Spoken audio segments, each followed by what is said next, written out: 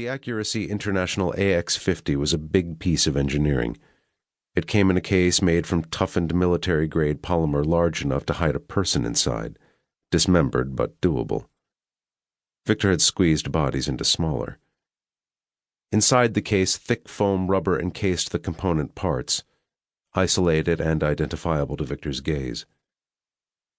He checked each part in turn and acknowledged that every one was as it should be, as expected. Accessories came in a separate compartment and were, like the weapon itself, all good. Too good. He kept his thoughts to himself for the moment, still assessing. Jairo was growing even edgier, because in the dim light he couldn't see Victor's eyes in the shadow of the khaki cap, and he couldn't read the expression beneath. "What do you think?" Jairo asked when he couldn't stand the silence any longer. "You like it?" "It's beautiful," Victor said. Jairo was picking something from his teeth. "You gonna buy?" Victor kept his gaze on the rifle. "How much do you want for it?" 100,000 is the price agreed by the middleman. You have the cash? You buy?" The rifle retailed for a fraction of that, even with all the accessories, but there was a heavy premium on black market weapons. Jairo was adding a considerable premium to that premium, but for such a weapon it was a seller's market. If Victor wasn't prepared to overpay, he was never going to be able to acquire what he needed. Despite what he had said, he wanted the gun more than Jairo wanted to sell it. He rubbed the gun oil from his fingers. "Where did you get the weapon?" Jairo shrugged and adjusted his footing. "What does it matter? I'm not going to ask you where you got your money from. You brought it, yes? In your truck?" Victor nodded. He had his pickup parked where the sand dunes became prickled with long grass. Jairo's own vehicle, another pickup, was parked on the beach itself, out in the open, as agreed. Victor had arrived early, but Jairo had been earlier. He had been drinking. There was a sheen to his skin and a glaze to his eyes. "Let me see it." Victor shut the case and thumbed the catches.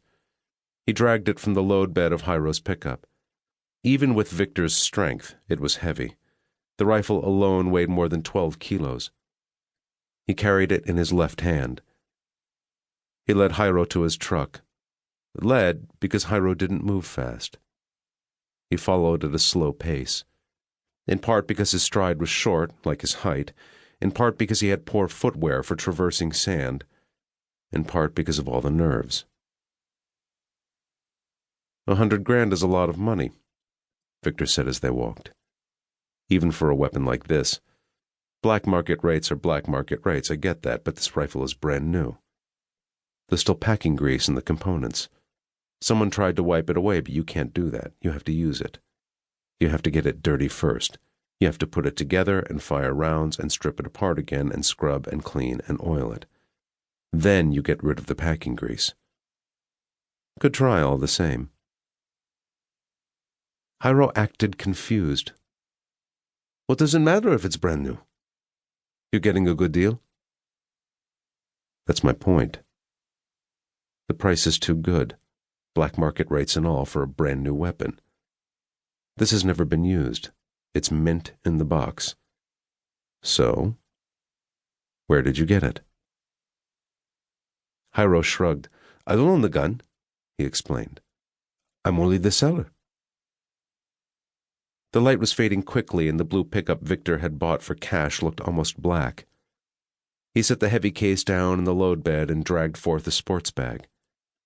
He shoved it into Jairo's waiting grip and ripped open a packet of beef jerky from a container of supplies. "Want some?" He offered the packet to Jairo. Jairo glanced up. "Looks disgusting." Victor shrugged as he chewed. More for him. Jairo wasn't hungry. He was wasting no time, unzipping the sports bag and peering inside, smiling when he saw the bundles of American dollars. "You know," Victor said after swallowing. "At first